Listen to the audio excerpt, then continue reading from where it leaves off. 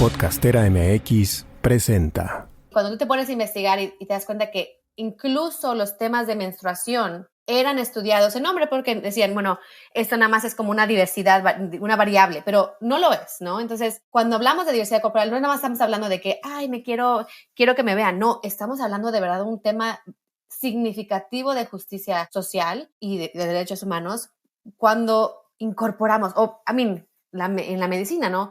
Los cuerpos gordos no son incluidos en los estudios clínicos. Por ejemplo, recientemente muchas noticias, ¿no? Las pastillas anticonceptivas no funcionan en personas de cierto tamaño de cuerpo, que ni siquiera es así como que estamos hablando de 400 kilos, estamos hablando de 80 kilos. Soy Angélica Íñiguez. Estás escuchando Corpus Sapiens, el podcast que va del cuerpo a la danza. Una producción original de Podcastera MX. Te doy la bienvenida a Corpus Sapiens. Hoy vamos a hablar de gordofobia y otros temas gordos con una invitada que no podía ser mejor, que es Miriam Lara Mejía, @lagordafeminista. Me encanta tu Instagram. Tú tienes, Miriam tiene Noticias Gordas del Mundo en Instagram. Tiene también toda una sección de crianza body positive. Es activista a favor de los derechos humanos. Tiene 15 años en el tema de salud pública. Es mamá, tiene un humor padrísimo. Y hoy tenemos el lujo de que nos acompañe en Corpus Sapiens. Bienvenida, Miriam. Muchas gracias por estar aquí. Gracias por la invitación y qué bonita sinergia, ¿no? De conectar diferentes temas a través de diferentes espacios, ¿no? Me emociona mucho poder estar aquí. Gracias por la invitación. Oye, me gustaría comenzar con esto de no hablamos de cuerpos ajenos, que es algo que aprendemos desde pequeños ahora si se nos educa bien, ¿no? Si compartimos bien, pues el respeto que debemos de tener por las demás personas. Pero en Corpus Sapiens sí vamos a hablar de los cuerpos. Bueno, creo, yo soy muy crítica de como este sentimiento que en inglés se dice como blanket statement, ¿no? Que cubre todo. La idea de no hablamos de cuerpos. Ajá. Es muy específico. No criticamos cuerpos, pero sí hablamos de cuerpos porque parte del activismo de diversidad corporal es nombrar cuerpos. Es poder decir a un cuerpo gordo, mi cuerpo gordo, es poder nombrar las formas en que somos únicas y diferentes. Entonces, creo que sí ha habido, como me entiendes, como ocurre en todo, ¿no? Cuando empieza como este activismo, se aplica indiscriminadamente, ¿no? Lo aplicamos en todo y corremos el riesgo de invisibilizar las corporalidades, ¿no? Yo soy a favor totalmente, sí, tenemos que hablar del cuerpo. Yo tengo que poder nombrar mi cuerpo, no podemos ser un tabú. Pero sí es como la diferencia es crítica, ¿no? Crítica y valor. También creo que es lo que es más importante. Cuando ponemos los cuerpos en un valor, este es bueno, este es malo, eso es lo que queremos detener, ¿no? Es esa escalerita donde si tienes piel blanca, eres mejor que si tienes piel negra, que si eres delgado. Ese valor es lo que queremos trabajar y eliminar de nuestra conversación, sí. Pero el nombrar los cuerpos es esencial para el activismo de diversidad corporal porque existimos en estas increíbles formas únicas y diferentes. Entonces, recordar que no es nada más no nombrar cuerpos, es no ponerle un valor y no ponerle una definición a las diversidades que tenemos. Gracias por hacer la distinción, porque en Corpus Sapiens también aquí es fundamental hablar del cuerpo y de los cuerpos, de los diversos cuerpos, de la maravilla y de la riqueza que es que cada quien tenga un cuerpo único e irrepetible. Exacto. Y lo vemos mucho, por ejemplo, en el activismo antirracista de los 90s, ¿no? Donde por un tiempo decíamos, nadie ve color. Ah, sí. Pero sí vemos negro color. No se puede decir, no existe. Pero sí vemos colores, claro que los ves, ¿no? Y también cuando hablamos de crianza body positive, ¿no? Cuando les enseñamos a los niños, no digas eso. Lo que estamos enseñándoles es que ciertos cuerpos no se nombran, ¿no? Y tiene que ver con discapacidad, por ejemplo, con diferentes corporalidades de tamaño, con diferentes colores de piel. Vemos diferencias, claro que las vemos. El chiste es saber que somos parte de todos somos parte de la diversidad corporal, ¿no? Sí, y que eso representa una riqueza y que reconocer que tenemos un pasado histórico que nos ha formado creencias al respecto de los cuerpos, de que se reducen a lo que decías, qué cuerpo es bueno, qué cuerpo es malo. Y además hay toda una industria que fomenta el que te sientas re mal con tu cuerpo para que siempre tengas algo que cambiar y que comprar y que perseguir y que distraerte. Y también qué cuerpos son estudiados, ¿no? Por gran parte de la historia de la medicina, los únicos cuerpos estudiados eran los cuerpos de los hombres europeos. Y tantas de las cosas que tenemos como establecidas, que estamos empezando a cuestionar, son esas ideas de que no se incluyó la diversidad corporal en el principio. ¿Me entiendes? Entonces, por ejemplo, en Estados Unidos no es hasta 1993 que las mujeres son incluidas en estudios clínicos. 93, right? Like, qué loco pensar que estamos haciendo diagnósticos o tratamientos o diciendo cuánto puede tomar alguien sin haber nunca estudiado el impacto que tiene en una corporal que es distinta a un hombre, ¿no? ¿Dijiste en 1993? 93. ¿O 1893? No. ¿O 1693? No. No lo puedo creer. Y cuando tú te pones a investigar y te das cuenta que incluso los temas de menstruación eran estudiados en hombre porque decían, bueno, esto nada más es como una diversidad, una variable, pero no lo es, ¿no? Entonces, cuando hablamos de diversidad corporal, no nada más estamos hablando de que, ay, quiero que me vean. No, estamos hablando de verdad de un tema significativo de justicia social y de derechos humanos cuando incorporamos, en la medicina, ¿no? Los cuerpos gordos no son incluidos en los estudios clínicos. Y, por ejemplo, recientemente muchas noticias, ¿no? Las pastillas anticonceptivas no funcionan en personas de cierto tamaño de cuerpo, que ni siquiera es así como que estamos hablando de 400 kilos, estamos hablando de 80 kilos. ¿Por qué no funcionan? Porque pues no fueron estudiados en personas que pesan 80 kilos, ¿no? Y entonces te empiezas a preguntar, ¿dónde están los cuerpos? ¿Dónde no están los cuerpos? ¿No? Y ese es como parte del activismo, cuando hablamos también pues de baile, ¿no? ¿Dónde están los cuerpos? ¿Dónde están los espacios? ¿Dónde cabemos? ¿Dónde entramos? ¿Y dónde no entramos? ¿Dónde no nos dejan entrar? Y como escarbando ahí. Correcto. Y a mí lo que me parece padrísimo, muy interesante, es que los activismos, por ejemplo, en este caso, el que hablar de gordofobia nos devela muchas otras cosas, ¿no? Empiezan a salir los temas y hablamos por las mujeres, hablamos por otros colores de piel. O sea, empieza a salir como todo aquello que se considera marginal, ¿no? Y me parece bien interesante porque las minorías, pues no son o no somos minorías. Muchas veces somos mayorías. Sí, y yo siempre hablo sobre el inicio del body positive, por ejemplo, ¿no? Ahora, podemos hablar de lo que es el body positive ahora, pero regresando un poquito a la historia, el body positive sale de ese nexo, es como un nexo de los activismos corporales de los 60s, que era la segunda ola del feminismo, que era enfocado en autonomía corporal, sexualidad, ¿no? Todo eso. Era el activismo de derechos de las personas con discapacidad, que aquí se le llamaba disability justice, ¿no? De decir, sí, una persona que tiene nada más una pierna también merece quererse, llamarse, celebrarse y reconocer y tener un espacio en esto.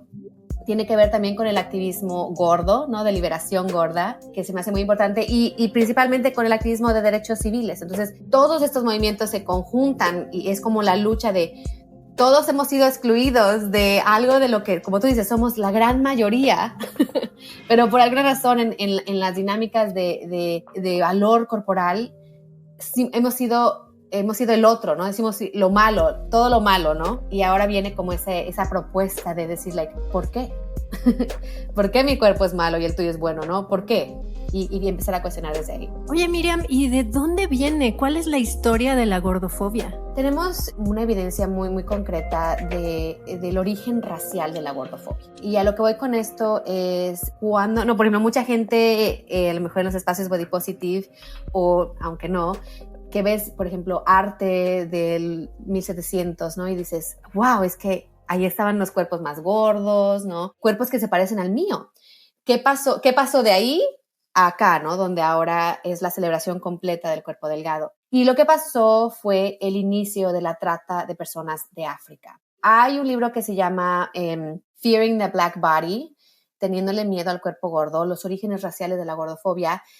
yo no te puedo en 5 minutos decirte toda la evidencia que ella comparte de revistas que fueron cambiando como ese lenguaje, donde el cuerpo gordo y celebrado de las mujeres más gordas del renacentismo, cuando empieza la trata de personas de África, se empieza a asociar al cuerpo negro con un cuerpo ni siquiera humano, ¿no?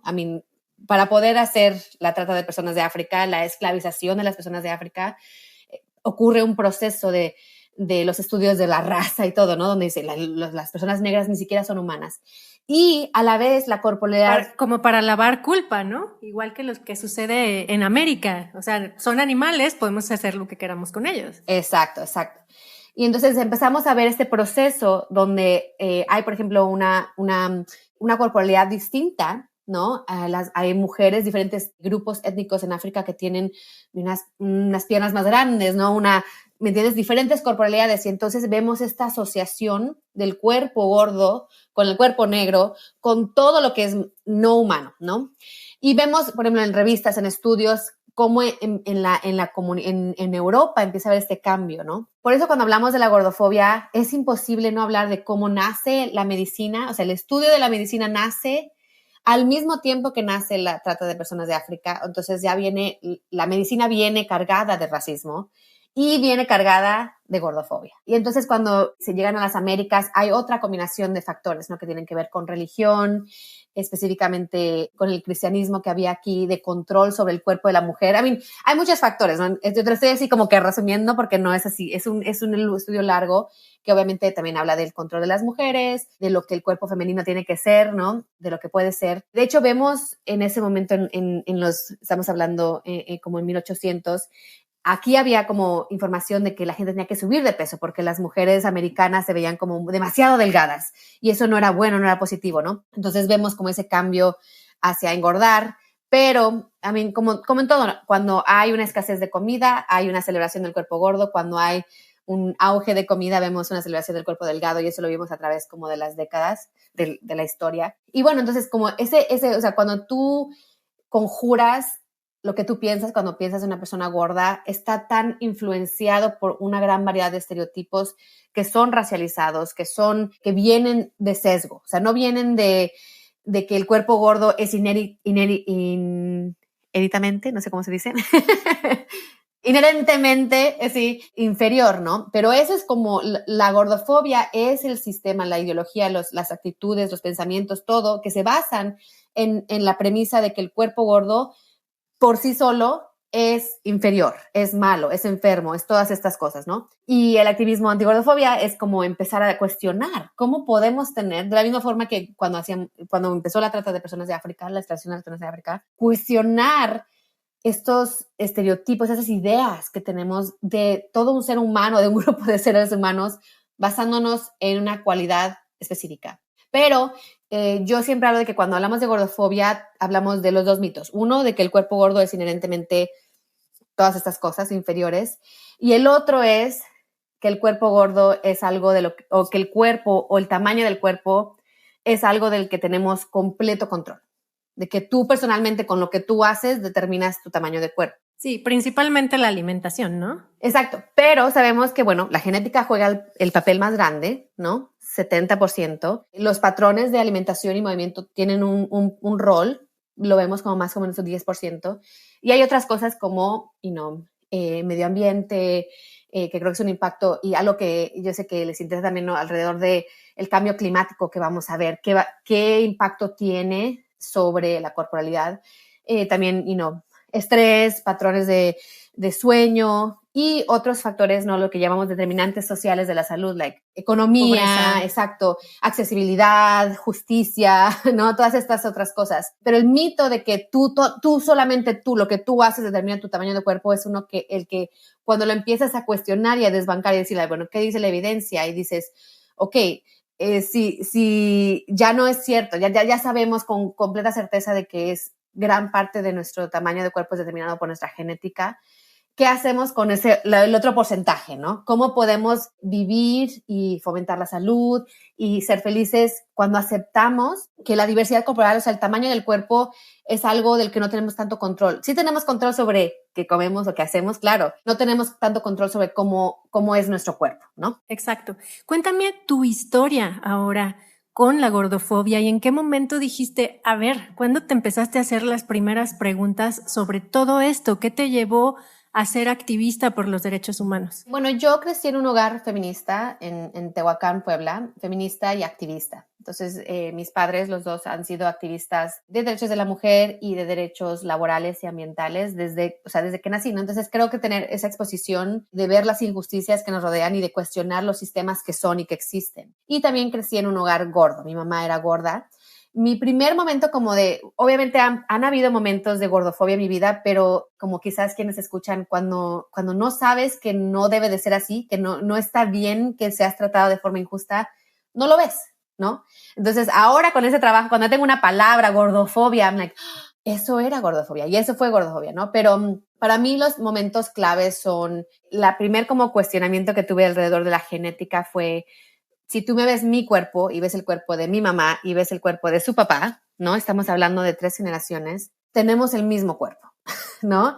Y entonces es como la primera vez que empiezo, como cuando tenía como 18 años, a leer sobre los estudios que habían sobre la hambruna, el impacto de la hambruna sobre el tamaño del cuerpo. Entonces, cuando las comunidades tienen hambruna a través de la historia, las siguientes generaciones tienden a ser personas con corporalidades más grandes porque el cuerpo humano está hecho para sobrevivir, está hecho para guardar energía para los momentos de crisis. Cuando naces en un momento de crisis, la corporalidad lo muestra, ¿no? Pero mi momento más clave fue mi primer viaje a África del Este, en Tanzania, donde ahí es un país que se llama Fat Positive, un país donde la corporalidad gorda es celebrada. Y entonces vivir eso, donde mi corporalidad era como celebrada de una forma que simplemente no cuadraba con toda mi vida, ¿no? Por ejemplo... ¿Tú habías crecido en Puebla y en Estados Unidos? Yo crecí en Puebla, okay, hasta que fue la universidad en Estados Unidos. Y durante la universidad es cuando fui a África del Este. Y, por ejemplo, la primera vez fue cuando iba yo con mis 3 amigas que eran delgadas y entramos a la comunidad Masái y nos saludaron de diferentes formas. A ellas las saludaron diciéndoles niñas, y a mí me saludaron diciéndome mujer. Y yo como que no entendía qué estaba pasando, porque somos la misma edad, estamos en el mismo grupo, ¿qué sería diferente? Y era porque mi cuerpo era más grande, entonces comandaba ese respeto de ser una persona más fértil, ¿no? Todas estas asociaciones alrededor de eso. Entonces, tener esa experiencia y después volver a viajar, ir a Corea del Sur, donde la corporalidad gorda es completamente... O sea, a mí me paraban en las tiendas, no me dejaban entrar a los restaurantes, mis niños me decían todo tipo de cosas. No en todos lados, y obviamente ha cambiado muchísimo ahora, cuando yo fui, en 2004. Entonces, tener como esos polos, ¿me entiendes? Aquí está un país donde mi cuerpo es celebrado, aquí está un país donde mi cuerpo es odiado, ¿no? Y entender la construcción social que tenemos de la corporalidad gorda. Es una construcción social lo que vemos. Entonces, empezar como a cuestionar un poquito los diferentes temas alrededor, las dietas, empezar a leer, a ver, ¿qué sabemos de las dietas? ¿Cómo funcionan o cómo no funcionan? Empezar a cuestionar un poquito el movimiento, el ejercicio, cómo hablamos del ejercicio, especialmente con personas gordas. Pero no fue obviamente hasta 2000, hasta durante la pandemia, donde como que toda una mochilota de diferentes experiencias, conocimientos, ideas. Yo ya había estado en el Body Positive por como 10 años y empecé como a decir, esto es algo de lo que quiero hablar más, ¿no? Sin saber, o sea, te lo juro que no sabía qué tanta información teníamos alrededor del impacto sobre la salud, del enfoque sobre el peso, ¿no? Lo había vivido, ¿me entiendes? Pero como todas las personas que viven diferentes sistemas, lo había vivido, pero no lo había cuestionado. Entonces, cuando empecé a leer, por ejemplo, el primer libro que era Health at Every Size, que es como el conjunto de todos los estudios científicos que nos demuestran que la salud viene en diferentes tamaños de cuerpo, porque la salud es multifactorial y tiene un montón de diferentes factores, ¿no? Y el peso no es el factor que determina tu salud. Entonces ese fue como la primer como lucecita, dije, voy a investigar más sobre eso, ¿no? Y después Y que, por cierto, perdón que te interrumpa, pero no se asusten, les vamos a estar dejando todos estas recomendaciones en la descripción del episodio para que puedan acceder a estos recursos, ¿no? Bueno, y yo en español me encantaría recomendar algunos espacios que comparten más en español, ¿no? Porque obviamente gran parte empezó en inglés. Ahora hay cada vez más auge de estos contenidos y de esta información en español. Y después del ámbito de derechos humanos, cuando empiezas a cuestionar cómo tratamos a las personas gordas, cómo pensamos de las personas gordas, qué lenguaje, cómo los representamos en medios, no empiezas como empezar como a, en verdad, adentrarte a las preguntas y a los cuestionamientos, al activismo, y eso fue como lo que a mí me pasó principalmente. Y obviamente convertirme en madre fue lo que más explotó para mí esta conversación, ¿no? De tener a una hija, a un hijo, te hace darte cuenta de lo urgente que es un cambio de paradigma, porque yo quiero que mi hijo crezca en toda su diversidad corporal, sabiendo que merece existir, ¿no? Para muchas personas de corporalidades gordas, lo que reciben es no mereces existir, debes de dejar de existir, ¿no? Y de nuevo, tú estás escuchando esto y a lo mejor eres una persona gorda, pero aún así, todos somos parte de la diversidad corporal, todos tenemos diferentes cosas, ¿no? Diferentes formas en que somos y la idea. Y en que nos hemos sentido discriminados y discriminadas. O esta idea de un ideal corporal que no existe, que nadie puede llegar, ¿no? Y creo que, no sé si lo hablamos la última vez, pero yo siempre empiezo mis capacitaciones con esta idea de dime tú a quién conoces, especialmente mujeres, que se quiere y se acepta tal y como es, ¿no? Y cuando empiezas a ver que ni la gorda, ni la flaca, ni la rubia, ni la riza, ni nadie, ninguna, de ningún tipo, es la que se siente así como completamente bien y segura en su diversidad, te das cuenta que hay un problema sistémico. Y el problema sistémico es que nos están vendiendo la idea de que nuestro cuerpo no está bien. Y esa es como un poquito de la lucha, la lucha básica, la que nos junta. Obviamente la lucha de liberación corporal y de aceptación corporal gorda es una parte de este activismo que más es el que más me interesa, ¿no? Porque las personas gordas, especialmente las gordas de corporalidades más grandes, son increíblemente discriminadas en este mundo y de forma justificada, ¿no? Creo que hablamos también la última vez de los sesgos, ¿no? Cuando hablamos de la Universidad de Harvard, que tiene un estudio de sesgos, ¿no? Racismo, capacitismo, homofobia, y han hecho estudios longitudinales donde buscan entender cómo ha cambiado nuestra percepción de diferentes sesgos. No quiere decir que desaparezca el racismo, sino que nuestra percepción de esos sesgos. Y la gordofobia es el único sesgo de todos los sesgos que ha ido en aumento, ¿no? Cuando han cambiado... ¿En serio? Sí. O sea... ¿De verdad la violencia en contra de las mujeres, la homofobia, el racismo, de verdad ha ido a la baja? ¿Y la gordofobia a la alza? No a la baja de acciones, sino a la baja de nuestra relación con el sesgo. Entonces puedes buscar la universidad se llama Harvard Bias Study. Uno puede también hacer puede hacer como un cuestionario, ¿se llama? Una encuesta. Test, sí, cuestionario. Ajá, donde te va como apuntando a ver si tú tienes sesgo hacia personas gordas, sesgo hacia personas delgadas, sesgo hacia personas negras, ¿no? No es que haya cambiado, o sea, que las estructuras sistémicas de los sesgos no han cambiado, ¿no? El racismo está vivo extremadamente porque está en el sistema, no es así como que tú personalmente no seas racista, pero nuestra percepción y nuestra utilización de los sesgos, sí, la gordofobia es de los únicos que ha ido en aumento. Wow.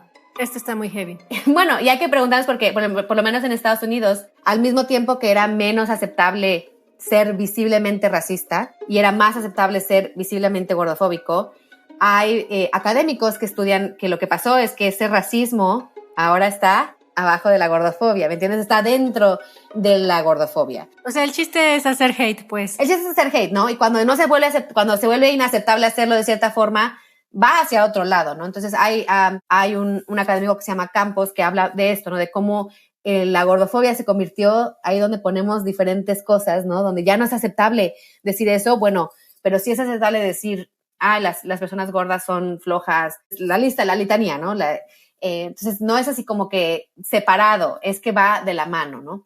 Y cuando hablamos de gordofobia, es que sí, especialmente los cuerpos negros son los que son más atacados por la gordofobia sistémica, porque va de la mano del racismo. Claro, porque es como ir sumando cosas, ¿no? Por ejemplo, no es lo mismo ser una mujer gorda, blanca, ser un hombre gordo, blanco, que ser una mujer gorda, que ser una mujer gorda negra o indígena. O sea, son factores, o discapacitada, con alguna discapacidad, pues, son factores que se van sumando. Sí, totalmente. Y por eso es tan vital tener espacios donde podemos escuchar la experiencia de personas que están viviendo en la intersección de todas estas diferentes marginaciones, ¿no? Y bueno, un cuestionamiento cuando hablamos de qué es una persona gorda, porque esa es como una pregunta esencial. Gran parte del sistema se basa en lo que se llama el índice de masa corporal, que si has ido una vez a un médico es como la división entre tu altura y tu peso, ¿no? Y tienes un numerito y ese número te dice si eres peso normal o sobrepeso, obesidad. Y ese numerito, ese sistema fue creado por un hombre europeo tomando solamente los números de personas, hombres europeos. ¿Sí? Entonces, de por sí el sistema de índice de masa corporal en sí no incluye a las personas negras que tienen corporales también distintas, ¿no? Diferentes, una cantidad de variedades que tenemos ahí, ¿no? Entonces, desde los mismos sistemas está integrado el racismo, ¿no? Pero cuando hablamos de gordofobia, creo que a veces la gente se queda como en el tema de que es lo que tú me dices o si alguien te dice en la calle o lo que sea, pero cuando hablamos de gordofobia y cuando hablamos de racismo, de esos diferentes sesgos, estamos hablando de los sistemas, ¿no? Todos los sistemas. No es tú personalmente, sino es cómo cuestionamos las instituciones mismas que crean estos sesgos. Pues es un círculo, porque las instituciones las hacemos también las personas y las personas alimentamos todo el tiempo eso. Entonces, ¿por dónde ha ido ese trabajo activista? Es decir, hablas de tu hijo, por ejemplo, de la educación que tú le estás dando, ¿no? Y de lo que tú puedes hacer en corto con las personas, de lo que las personas también podemos cuestionarnos, podemos hacer nuestros propios tests de simplemente observa los dichos populares, esas cosas que te salen así de forma espontánea, ¿no? Como ahorita pienso en el negrito en el arroz, bueno, ya eso habla muchísimo como de ese pensamiento de base. Y luego la otra parte es esta, que hay que trabajar con las instituciones, como, vamos a repensar, vamos a replantear, vamos a generar nuevas oportunidades equitativas para todas las personas con toda la diversidad que esto implique. ¿Cómo ha sido ese? Bueno, yo lo veo ahora como un trabajo doble, ¿no? En lo privado, como en lo así cortito, en lo personal y en lo público. Pues como dicen, ¿no? Lo personal es político. Entonces, todo inicia con quien está escuchando, ¿no? O sea, si tú escuchas esto y dices, a ver, ¿qué está diciendo esta persona? A ver, empecemos con preguntarnos sobre los estereotipos que tenemos sobre las personas gordas. Y no tú personalmente que escuchas, sino qué ves en las novelas, qué ves en las películas, ¿no? ¿Cómo vemos a las personas gordas? ¿Cómo representamos a las personas gordas, ¿no? Y entonces eso nos empieza como a decir, como tú decías, esas palabritas, ¿no? De me cae re gordo. ¿Qué quiere decir eso, no? ¿No? Y empezamos a... Wow, y que son cosas que luego ni te cuestionas. Ni te cuestionas, pero salen de algún lado, ¿no? Y cuando empezamos desde ahí, ¿no? O también empezando desde nuestra propia experiencia, de las formas en que hemos vivido lo que llamamos violencia estética, ¿no? Que constantemente te estemos preguntando, cuestionando. Y esta idea de lo que llamamos supremacía corporal, la idea de que hay un cuerpo que no es el tuyo.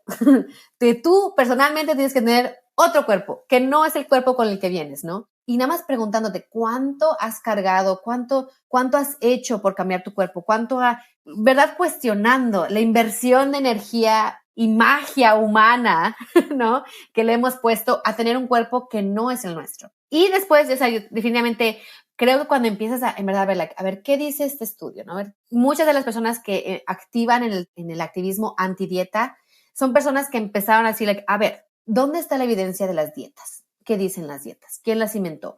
Resulta que ninguna dieta habida por haber está basada en evidencia científica, sino que es como una persona que la hizo y dijo, a mí me funcionó, entonces le va a funcionar a todo el mundo, ¿no? Entonces, ¿y qué tanto funcionan las dietas? Resulta que las dietas, 95% de las dietas resultan en aumento de peso a largo plazo, ¿no? Entonces, empecé a decir, bueno, ¿cómo estamos promoviendo algo que de hecho causa lo que supuestamente debe de no causar, ¿no? Entonces, cuando empiezas en verdad como a cuestionarte y a ver, ¿qué dicen los estudios? Es un activismo muy potente. Ahora, yo creo que siempre es importante empezar contigo. Y siempre es importante como escuchar lo que están haciendo otras personas, ¿no? Porque obviamente yo admito, tengo una gran cantidad de privilegios como persona blanca, como persona americana, con cierto poder económico, ser una gorda pequeña versus una persona que tiene una corporalidad más grande. Entonces es importantísimo escuchar de la realidad de otras personas. ¿Qué están viviendo? ¿Qué están pasando? ¿Qué sienten? ¿Qué vivieron? ¿Qué ha pasado? ¿No? Porque eso nos ayuda como a expandir la capacidad de nuestro entendimiento de los diferentes sesgos y de no nada más gordofobia. Hay diferentes tipos de activismo, ¿no? Y depende de lo que es como más fácil de hacer, no fácil de hacer, pero por ejemplo, ahora vemos, ha habido una gran lucha alrededor de ropa, ¿no? La ropa y la vestimenta es un derecho humano. Tú tienes que poder ponerte pantalones para salir a la calle porque si no te arrestan, ¿no? Tienes que poder, si hace frío, poderte una chamarra, ¿me entiendes? Y la ropa es una vestimenta y por mucho tiempo no ha habido ropa para las personas de diferentes corporalidades. Entonces es como, ahí hay una lucha muy potente y que ha tenido mucho éxito, ¿no? De hacer tallas más inclusivas. Hay una lucha alrededor del concepto de salud en todas las tallas que está teniendo muchísimo éxito, por lo menos en diferentes países. En Estados Unidos ahora, por ejemplo, en verdad como retando la idea de que tu peso es lo único que importa, porque importa cómo estás y qué has comido y si tienes para comer y importa si puedes moverte o tienes lugar para moverte y importan todas estas cosas, ¿no? Entonces, en verdad como enfocándonos en las cosas que ayudan a promover la salud y no nada más quedándonos en el paradigma de salud enfocado en el peso. Hay lo que llamamos la crianza, ¿no? La idea de, sí, o sea, cómo yo lo que quiero con la crianza body positive es específico. Quiero que mi hijo, uno, sepa que hay diversidad corporal y sepa que él es parte de esa diversidad corporal. Si sus ojos son así, su pelo es así, que simple y sencillamente existe, ¿no?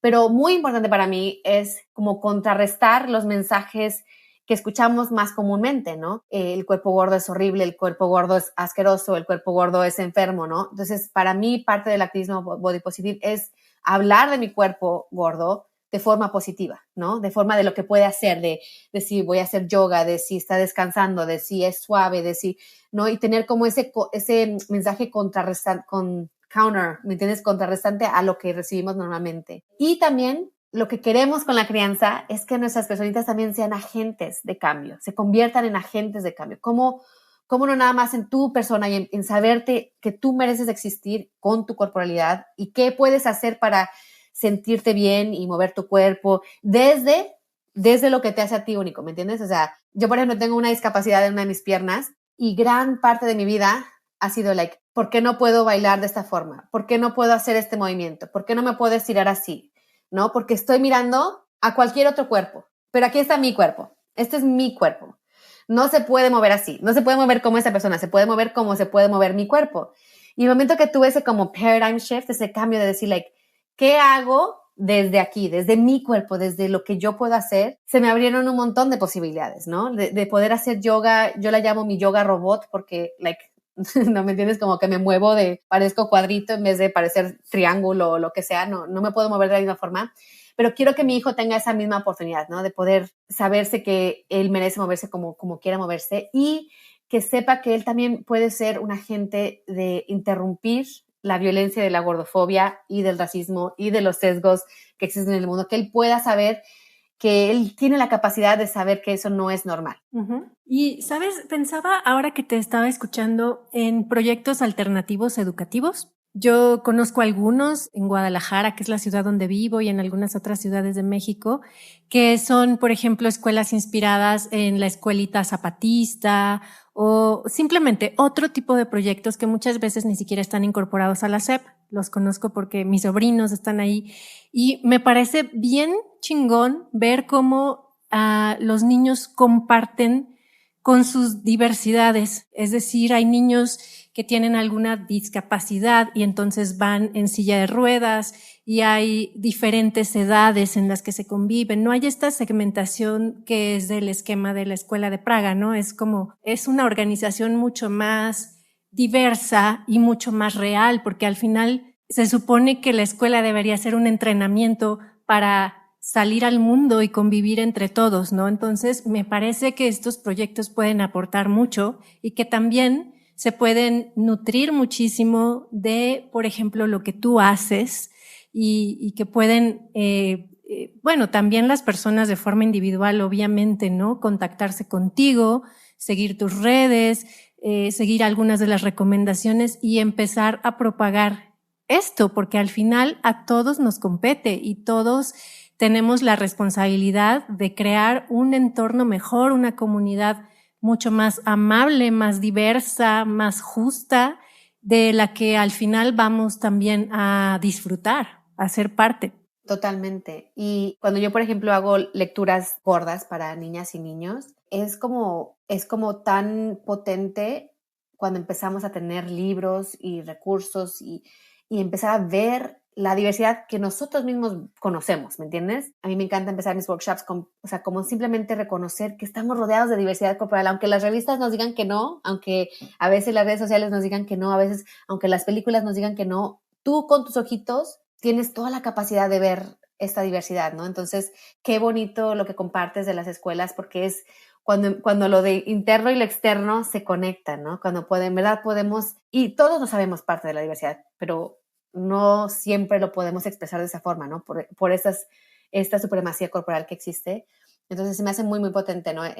Me encanta a mí poder hacer las lecturas gordas con niñas y niños, porque a veces se siente como tan radical ver a una persona gorda en un librito, y sin embargo hay niñas y niños gordos. ¿Por qué no habría niñas y niños gordos en libros, ¿no? O en una película o en un show? Entonces, así esa conexión de interno-externo es muy potente. Oye, hablemos un poco de danza. Tienes un video fabuloso donde hablas de danza y donde bailas samba también, que se los vamos a compartir, por supuesto. Yo lo disfruté mucho. Pero me gustaría hablar acerca de, bueno, yo conozco el entorno de la danza. Yo crecí con unos papás bailarines, con formación de danza contemporánea, luego de ballet clásico, y fue muy fuerte para mí y para muchas personas la formación en ese sentido de la gordofobia al final. Y es muy peculiar porque ahora me veo en retrospectiva a los 15 años, a los 14, a los 13, y bueno, no necesariamente me describiría como una persona gorda en ese momento, pero yo me sentía muy gorda porque mis maestras de danza, sobre todo las de ballet clásico, pero en general, me lo decían, ¿no? Había incluso una maestra a la cual de todas maneras adoro porque fue muy amorosa en todo lo demás, pero me decía a los 15 años, oye, tu desarrollo ya pasó, estás muy gorda, come lechuga, solo come lechuga. Entonces, y era una maestra que tenía este tipo de como de anemia que rascaba las paredes y comía tierrita en las paredes, ¿no? Entonces, nos enfrentamos a mundos bien heavies, y platicando en Corpus Sapiens con diversos bailarines y bailarinas, incluso con aquellos que tienen cuerpos privilegiados para la danza, que ya sabemos que son cuerpos más de estilo europeo, muy delgados, altos. Ellos dicen que se sienten fuera no he platicado hasta este momento quizá tenga que hacerlo con alguna prima bailarina pero alguien que se sienta como en el cuerpo perfecto, no. Todo el mundo se siente gorda, gordo, así se dice desde la danza, pues, eso ya es en sí mismo una descalificación muy grande, y sí quiero decirlo, ¿no?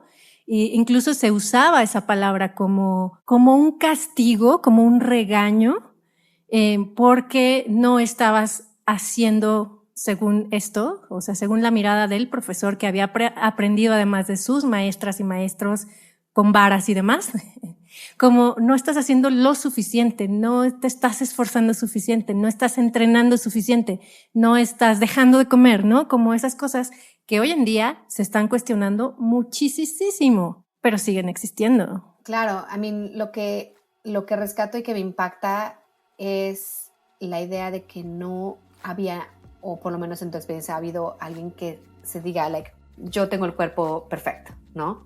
Y es como loco pensar, ¿no? Porque estamos hablando, me imagino, de diferentes tipos de cuerpos que tú conoces, de diferentes tipos de personas, de diferentes herencias, y que nadie lo sienta. Es algo tan... A mí me da un momento de rescate y de compasión por tantas personas que han sentido eso, ¿no? Es decir, y que a lo mejor ahora lo sienten, pero después de todo un trabajo muy diferente, de toda una conciencia y una reflexión, y que han llegado a conocer, a querer aceptar su propio cuerpo y a dejar de querer adelgazar, por ejemplo, ¿no? O cambiar alguna cosa. Lo que tú apuntas no es que nada más sea una cosa personal, sino es como el sistema te está diciendo, no vas a poder bailar, no te van a poder cargar, no vas a poder hacer esto, no vas a poder hacer tal cosa por tu cuerpo, ¿no? Entonces, quizás después, cuando ya no eres parte de esos espacios, puedas sentirlo, pero en esos espacios están... Y lo que apuntas también, algo que se me hace tan importante, ¿no? Que básicamente no comer o comer nada más lechuga es, sin ser una persona que pueda diagnosticarlo, es un trastorno de conducta alimentaria, ¿no? Y pensar que es necesario no alimentar tu cuerpo para moverlo es antiético, antithesis, ¿me entiendes? Like, no va. Y de hecho lo que apuntas es algo que se ve en muchísimas industrias. Vi un reciente documental en Netflix de personas que corren para Nike, donde estaban recibiendo el mismo mensaje, ¿no? Y entonces ella decía, like, ¿cómo voy a competir si no como? No, pero era así de no comas y nada más come esto para poder tener un tamaño de cuerpo. Pero eso va en contra de la capacidad de tu cuerpo de moverse de forma no increíble. Entonces, creo que es tan importante revisar eso. Y me pregunto hacia ti, ¿cómo tú crees que es posible cambiar eso? No en las escuelas alternativas, sino en los espacios. ¿Cómo lo podemos cambiar? ¿Cómo lo cambiar? ¿Cómo piensas tú que podrías cambiarse eso? Yo creo que esto está cambiando porque justo muchas y muchos bailarines y maestros de generaciones más jóvenes lo están cuestionando, junto con otras cosas, junto con no permitir otros abusos de los maestros, ¿no? Por ejemplo, señalarlos, hablar mucho más abiertamente de una alimentación correcta para deportistas, para bailarines, para personas reales. No lo sé, es muy complejo, pero creo que está sucediendo desde diferentes lugares, desde el momento de hablarlo. Sí lo veo y al mismo tiempo, pues las audiciones siguen eligiendo los mismos cuerpos. Sin embargo, creo que sí está cambiando el pensamiento y sí está habiendo otros espacios. Yo sí veo que se están abriendo muchas cosas, se está cuestionando mucho. Creo que el tema de la gordofobia es muy complejo.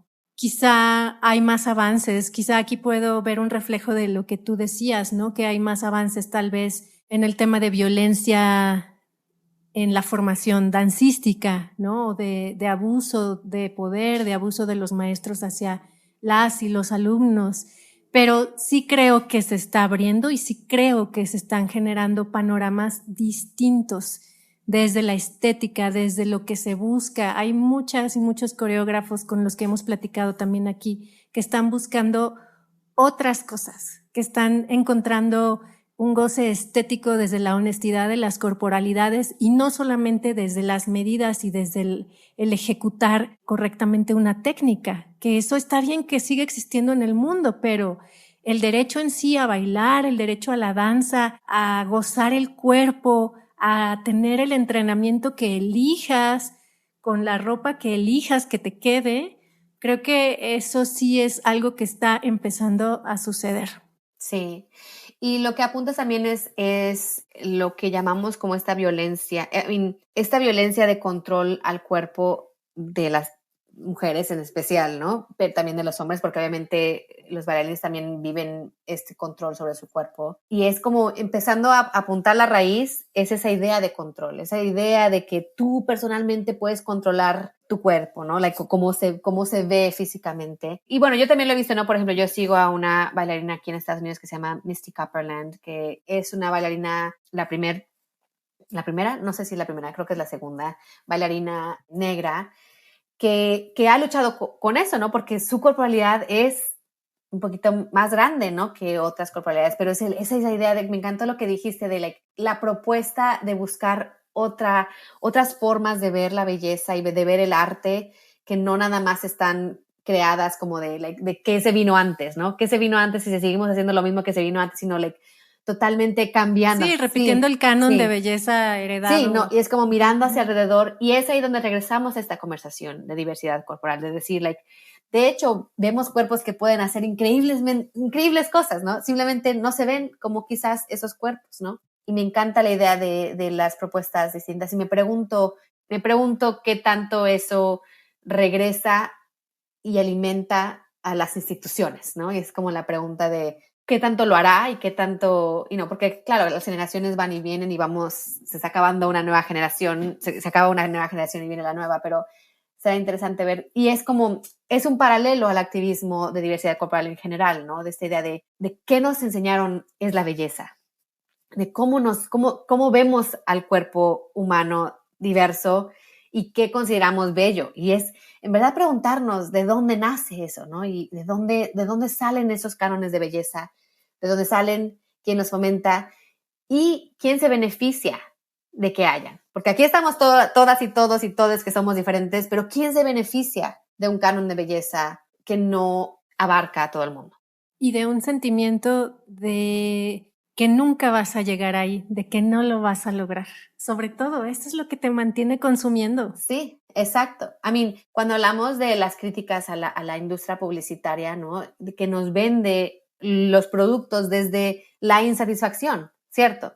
Y ahora viene un cambio, ¿no? Porque ahora te los venden desde el body positive, ¿no? Siéntete bien y lo que sea. Se siguen vendiendo algo, ¿me entiendes? Yo no soy inmune a las críticas del body positive como mecanismo de consumo, porque al fin y al cabo es consumir. Pues eso hace el capitalismo, o sea, se lo devora todo, sí. Y para mí, por eso, gran parte de la liberación corporal que yo fomento y de la que yo, en la cual activo, es esta idea de nada más imaginarnos estar en paz en nuestra corporalidad, ¿no? Es como inimaginable, especialmente yo soy una mujer de 40, ¿no? Ahora todos estos cambios y la no sé qué y las arrugas, pero imagínate, tener un cambio donde puedas verte de forma externa e interna como que estás bien. Para mí esa es la transformación más radical que yo he vivido, ¿no? De poder, y no es así como estático, también quiero recordar a la gente que escucha, no es así como que, ya llegaste, ya ya te sientes bien, no, es porque no vivimos todos los días, no vivimos en un vacío, estás constantemente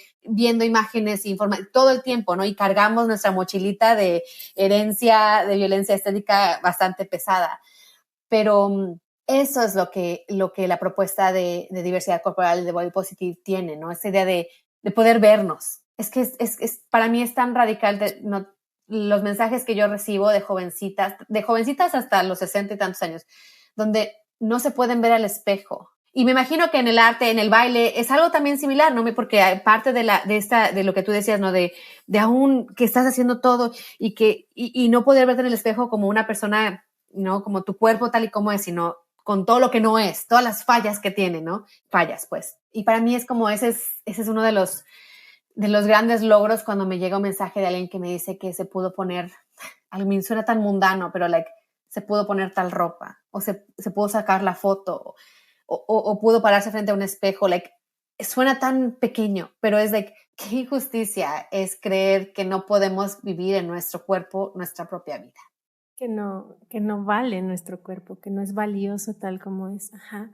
Y es lo que nos carga por el mundo, ¿no? Sí, y también hay otra cosa que, bueno, creo que también, al menos yo la he experimentado, que es en soledad, tú contigo te sientes muy bien con tu cuerpo, pero luego cuando pones tu cuerpo en lugares con más personas que tienen otras corporalidades, es como a veces confrontador, y es cuando puedes llegar a no sentirte bien con tu cuerpo porque crees que está defectuoso, que es incorrecto, que no es suficiente, que es más, que es menos, que es lo que sea, ¿no? Entonces, ¿cómo poder? O sea, tal vez la primera parte es eso, como sí, qué bonito sentirme yo con mi cuerpo en soledad, pero también decir, hey, aquí estoy, este es mi cuerpo y vale. Sí. Y para mí yo lo veo más como cultivar una práctica, porque no nada más es tu cuerpo, es también tú y tus pensamientos y tus ideas, es todas estas formas en las que tú eres tú, ¿no?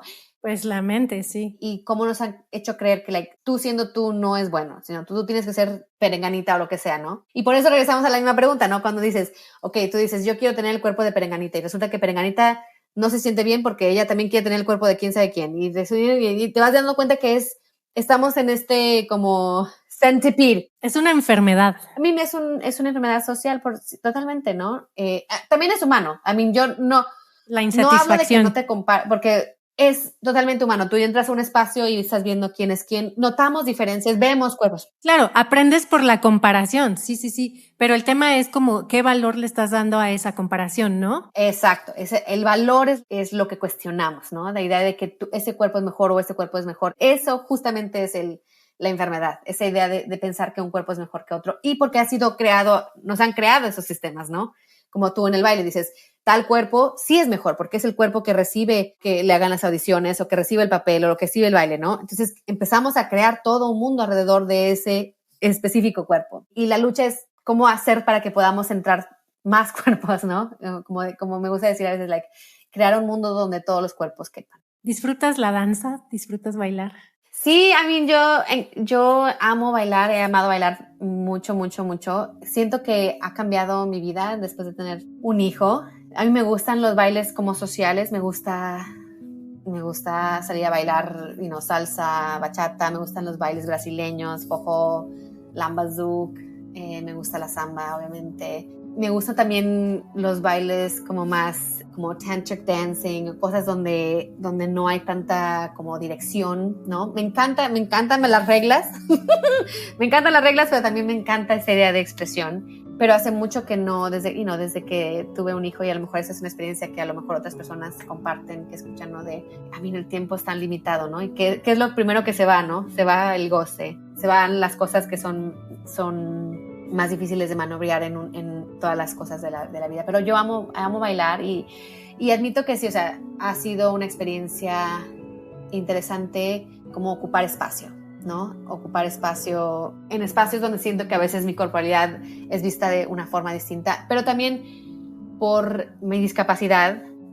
Yo hice ballet cuando era chiquita y amaba el ballet hasta que descubrimos que tenía esta discapacidad y es ya más difícil, ¿me entiendes? No, como que no sabía cómo participar con las limitantes que tenía, pero siento más que me interesa como aprender todos los bailes. Quiero por lo menos tener un saborcito y una probadita, ¿no? He hecho clases de tango, he hecho clases de todo tipo de diferentes bailes y me encanta, no sé, yo sé que tú tienes una formación, pero tú también te gusta así como participar en diferentes bailes. Sí, me encanta el gozo de la danza, me encanta bailar y ver bailar y las danzas.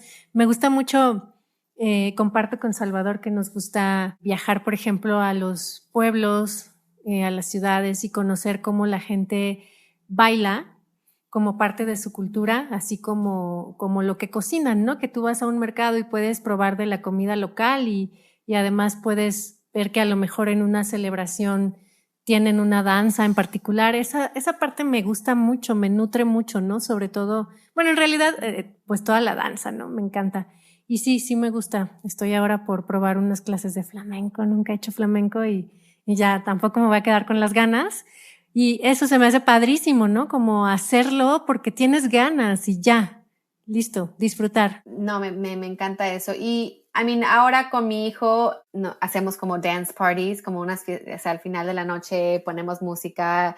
Y lo que es interesante con él es que a veces él se pone muy nervioso con nosotros, que se me hace muy extraño, pero como que quiere que cerremos los ojos para que él pueda bailar libremente. Pero es tan fascinante como poder ver a alguien pequeñito, así, una personita bailar así, ¿me entiendes? Como bailar, empezar a tener ese goce por el movimiento, por la música, pero hasta ahora no ha querido como tomar clases más. Ay, pero déjalo que disfrute la danza porque a veces, no siempre, a veces las clases potencian y a veces las clases también cuando son forzadas pueden arruinar ese gusto y ese motor original de movimiento, se me hace. Sí. Y me encanta lo que dices. Es lo que hemos hecho hasta ahora, sí. Qué bien. Me encanta lo que dices de ocupar espacio. Sí, vamos a ocupar espacio como un acto de rebeldía, como un acto de político. Vamos a ocupar espacio. Sí, y ahora yo siento que por mucho tiempo la verdad era como mental, en el sentido de, y no es que había como exclusión real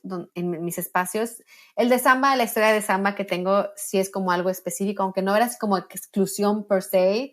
No me estaban diciendo no puedes participar, ¿no? Creo que hay gente que sí vive esa experiencia, pero gran parte era como mi mente, like, lo que yo sentía, like, como yo me sentía con mi cuerpo en esos espacios.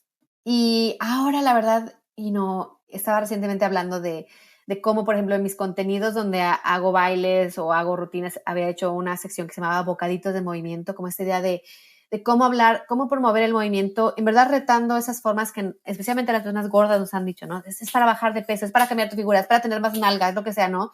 Y cómo eso nos ha robado de una relación con el movimiento, ¿no? Pero algo que agradezco mucho a las redes sociales es como ahora puedes ver, bailarinas de ballet, ¿no? Yo sigo a una en Brasil que tiene una corporalidad gorda y bailarinas de flamenco gordas y me entiendes, como en verdad cuando empiezas a ver más cuerpos, ¿me entiendes? Y más cuerpos aparte haciéndolo increíble, ¿no? Porque, bueno, yo diría, yo lo voy a hacer, pero pues no me va a salir como la maestra, ¿no? Pero viendo cuerpos, en verdad. Y yo ahora he empezado a tomar clases diferentes como de movimiento, de yoga, de gimnasia con maestras y maestros gordos, porque cuando yo puedo ver sus cuerpos, cómo se mueven, me transforma, ¿me entiendes? Cuando yo veía, o por ejemplo, cuando estaba aprendiendo este baile que se llama Lamba Zouk de Brasil y todas las bailarinas que conocía, o sea, ese es un espacio donde me pregunto tú qué piensas sobre esto. Like, siento que hay un espacio de comparación porque tú estás viendo a alguien hacer un movimiento y tu cuerpo no se va a ver igual que ese cuerpo cuando se mueva, ¿ok? Cuando esté haciendo, por ejemplo, una vuelta o lo que sea. Y para mí esa disonancia me causaba mucho estrés porque yo decía, el gol es verme así, pero por mucho tiempo no entendía que ese así no era la técnica, sino era la corporalidad que estaba viendo, ¿no entiendes? Entonces, sí, y no me veía así, entonces me frustraba y sentía, ¿no? Y es para mí lo que ha pasado es eso, ¿no? Cuando veo ahora personas que tienen mi cuerpo y aunque tengan diferente movilidad que yo, siento que puedo verme en su cuerpo, ¿me entiendes? Y eso ha sido así increíble para mí, ¿no? Especialmente en estos bailes como los que son con dos personas, ¿no? Like salsa o bachata o merengue o lamba zouk. Y sí, o sea, creo que... Pues yo creo que perdón, sí, pero yo creo que esa es la historia de la vida de muchas personas, ¿no? Sobre todo que hemos pasado por salones de danza, donde se enseña de esta manera, donde la maestra o el maestro está frente al espejo, tú estás detrás de él o de ella, entonces lo ideal es como en esta idea del cuerpo de baile, del ballet, que todos y todas se unifiquen, que sean una sola, ¿no? En lugar de explotar la diversidad, a menos que se trate de eso, que sea algo más contemporáneo, pero sí creo que hacen falta referentes diversos, muy cañón, sí, y son valiosísimos cuando existen otros referentes de otros cuerpos, otras edades, otras figuras, otras formas, ¿no? A diferencia de, por ejemplo, en Oriente, por ejemplo, en Japón, los niños aprenden las danzas parados en los pies de sus maestros. Cuando son chiquitos los niños, los colocan sus piecitos encima de los pies de los maestros y los maestros los mueven como si fueran unas marionetitas. Entonces, esto tiene otras implicaciones muy, muy, muy diferentes. Ambas tendrán pros y contras, lo que sea, ¿no? Pero son diferentes formas de abordar la enseñanza y diferentes concepciones del mundo al final. Totalmente. Y de hecho también he estado en espacios donde no hay espejos, ¿no? Donde no te estás como en esa idea de compararte, sino como es más egalitario, ¿no? El movimiento. Creo que obviamente los bailes como más ecstatic dance, cosas así donde estás como en relación con alguien, ¿no? Donde no estás siguiendo nada, sino estás como que qué energía me das y qué energía te doy. Son también muy liberadores en ese espacio, especialmente para mí. Pero, por ejemplo, cuando cumplí, no sé, 39, fui a mi primer clase de pole dancing, no sé cómo de tubo. No sé, sí, pole dancing.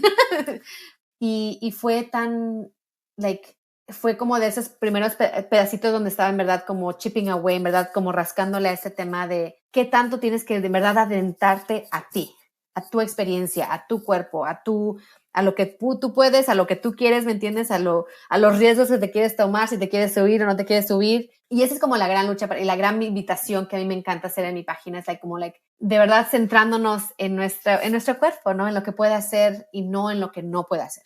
Ajá. Sí, sí, sí. A mí me pasa con la cumbia, o sea, bailar en una boda o en un bar cumbia, me parece, me encanta, lo disfruto, me muevo como quiero, me encanta el convivio, ¿no? Yo en lo personal no he hecho pole dance porque siento que lo abordaría como cuando hice aéreos, sí, ¿sabes? Como que, pero disfruto mucho esa parte de la cumbia, me encantan las cumbias. Yo me encanta la cumbia también. Sí, y obviamente también me encanta la historia del baile, ¿no? Cómo entender, de dónde nace la salsa o los diferentes estilos de salsa, ¿no? Que ahorita está todo, por ejemplo, aquí en donde vivo yo hay dos como bandos, ¿no? La salsa más puertorriqueña y la salsa más cubana. Y la cubana es como la más, donde es mucho más, hay diversidad de todo tipo, ¿me entiendes? Como más welcoming, más diferentes personas. Entonces es un espacio que para mí se siente más donde quiero estar, ¿no? Porque si veo diferentes personas, entonces yo sé que yo quepo, ¿me entiendes? Y los espacios que son más estilizados o lo que sea, yo sé que son espacios donde no quepo, ¿no? Entonces empezar como a esa conversación. Obviamente también vivo, y quiero admitirte, vivo en un lugar muy privilegiado donde hay mucha diversidad y todos los espacios en los que ocupo hay mucha diversidad en general. Yo sé que eso no es la realidad para muchas personas y es difícil ser la diversidad. No sé si te ha pasado a ti, ¿no? Pero convertirte en la gorda de la clase o convertirte en la persona que es diferente a la clase es difícil, ¿no? Es difícil y a la misma vez es increíblemente liberador, ¿no? Cuando regresamos de nuevo al objetivo que es gozar nuestra vida, ¿no? Si bailar es algo que te gusta, si eres una persona gorda, el chiste es poder gozar tu vida como mejor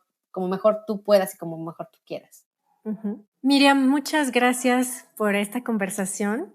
Me ha gustado mucho. Creo que hay temas que me gustaría seguir hablando contigo, pero pienso que los podemos sacar en un segundo episodio, en algún otro momento. Pues sí, me ha encantado y me parece bien importante hablar de este tema y haberte tenido aquí en Corpus Sapiens. Gracias. Y bueno, algo con lo que yo me voy es esta idea de en toda lucha social está como la gente que está luchando por derechos y la gente que está como reconociendo sus privilegios y aliándose, ¿no? Y de verdad veo esta conversación, especialmente alrededor del baile, tan importante contigo, y no de estos espacios donde tú eres parte de esas comunidades, eres parte, y no a lo mejor teniendo un cuerpo delgado o en comparación, ¿no? Con otros cuerpos. Qué importante es escucharte a ti y tener ese espacio para crear una apertura más para las personas de corporalidades más grandes y qué importante es tener esa relación